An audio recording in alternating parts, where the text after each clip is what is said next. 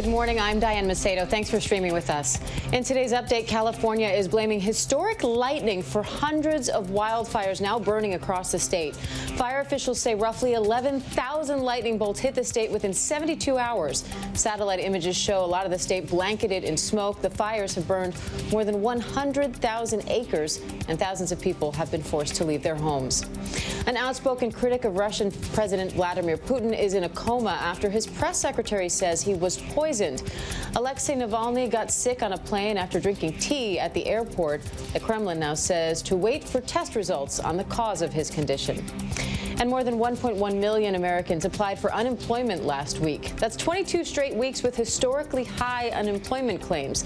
The latest uptick comes after the extra $600 a week in pandemic unemployment aid expired. So far, Congress has been unable to agree on a new aid package. And we have breaking news. Former White House advisor Steve Bannon was arrested this morning on charges he defrauded donors in an online fundraising campaign to pay for the border wall. Chief Justice correspondent Pierre Thomas is following this one for us. And Pierre, what do we know right now? Well, it's a very damning accusation by the Southern District prosecutors there. A case was made by the U.S. Postal Inspection Service, and basically what they say is that this was a nonprofit organization designed to raise money to support the building of the border wall. They raised over $25 million, and the accusation is that all the money was supposed to go to building the wall. That's what they told donors. And according to this indictment, some of the money was funneled to people working with the nonprofit. They claimed that Bannon himself, Steve Bannon, the former White House advisor, actually got money for personal expenses. That was not supposed to happen, according to federal prosecutors. So this is a case of outright fraud. That's what the government is alleging. All right, Pierre Thomas for us in Washington. Thanks, Pierre. Major fashion brands are joining the fight against COVID-19 with antimicrobial clothing. Our Eva Pilgrim takes a look at if it actually works and isn't necessary. Antimicrobial clothing, a new fashion trend targeting COVID-19. Everything in our household has changed, and how we sort of even clean things in our household has changed. There's no reason why your clothes wouldn't have that layer of protection.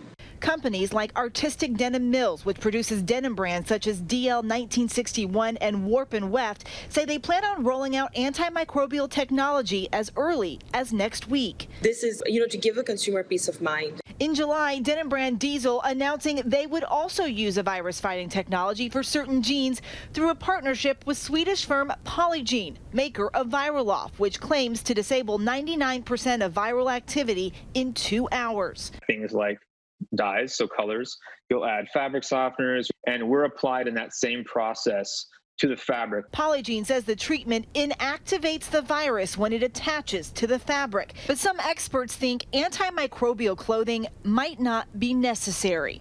At this time, I don't think you need to spend a lot of money buying this kind of clothing. Experts say there are no studies showing the virus lives on clothing. We know that COVID-19 is really spread person to person via the eyes, the nose, and the mouth, via respiratory droplets, not by the clothing. But the companies we spoke with say it's meant to be an added layer of defense. We're not trying to replace the existing guidance set by the CDC. Rather, what we're trying to do is give people a solution that complements all of the existing measures that are already in place. This is just one additional tool. And while washing your clothes during COVID, health experts say that you should wash those fabrics on the warmest temperature that they allow. The CDC also recommends that you do not shake your laundry. Diane? All right, good info, Eva. Thanks. Airbnb has taken the first step toward becoming a publicly traded company, but details are secret for now.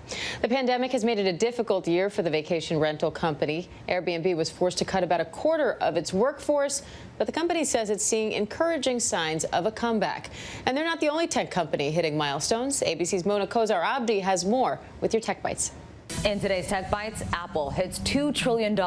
It became the first U.S. company to reach that lofty market valuation Wednesday before retreating slightly. Apple stock is up nearly 58% so far this year, thanks to strong sales during the pandemic. Instagram has something new for users who get all caught up. It's offering suggested posts. They come from accounts you don't follow, but are related to content that you do follow. An Instagram official says it's meant to allow users to explore their interests more deeply. And finally, there are plans to put a new BlackBerry on the market next year. The brand's new owner says the 5G phone will run on Android and have a completely new keyboard design. No word on how large the screen will be, but it's supposed to be available in the first half of 2021. Those are your Tech Bites. Diane, I have to admit, I'm still nostalgic for the classic.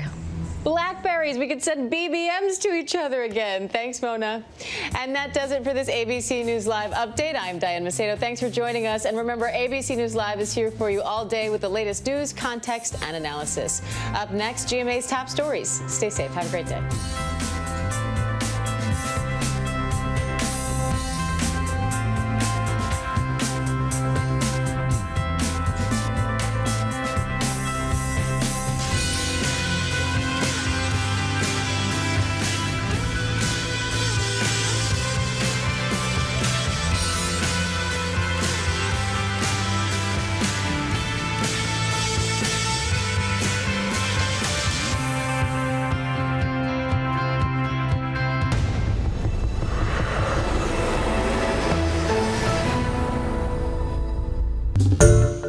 Hi everyone, George Stephanopoulos here. Thanks for checking out the ABC News YouTube channel. If you'd like to get more videos, show highlights, and watch live event coverage, click on the right over here to subscribe to our channel, and don't forget to download the ABC News app for breaking news alerts. Thanks for watching.